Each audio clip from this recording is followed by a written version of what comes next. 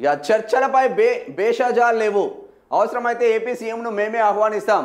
అదే సమయంలో తెలంగాణ హక్కులను వదులుకోం. 23న మంత్రివర్గంలో చర్చించిన నిర్ణయం. బడకచెర్ల ప్రాజెక్టుపై సీఎం రేవంత్ రెడ్డి స్పష్టీకరణ. సమస్యకు మూల కారణం కేసీఆర్, హరీష్ రావులేనని ఆరోపణ.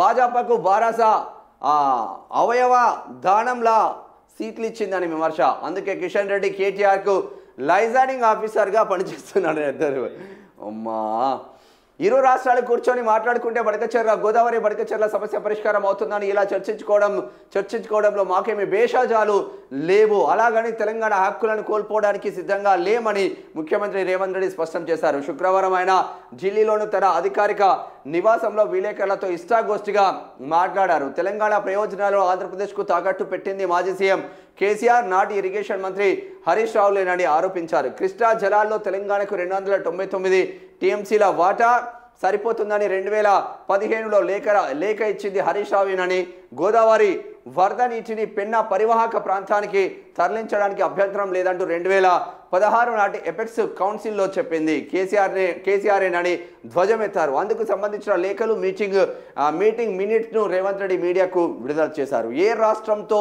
ఏ రాష్ట్రంతోనూ వివాదాలు కోరుకోం.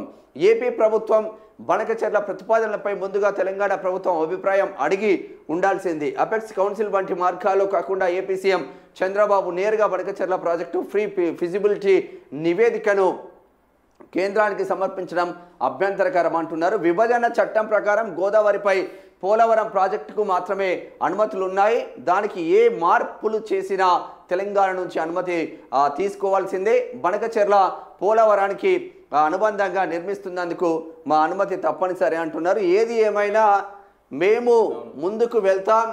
బనకచెర్ల విషయంలో ఏకంగా ఏపీ ముఖ్యమంత్రి చంద్రబాబు నాయుడుతో కూడా మాట్లాడడానికి మాకేం భేషజాలు లేవు. కానీ తెలంగాణ హక్కులను కోల్పోవాల్సి వస్తే మాత్రం ఊరుకునే ప్రసక్తే లేదని ఇక్కడ ముఖ్యమంత్రి రేవంత్ రెడ్డి మాత్రం చెప్తున్న వాక్యాలు చూస్తున్నాం. ఇక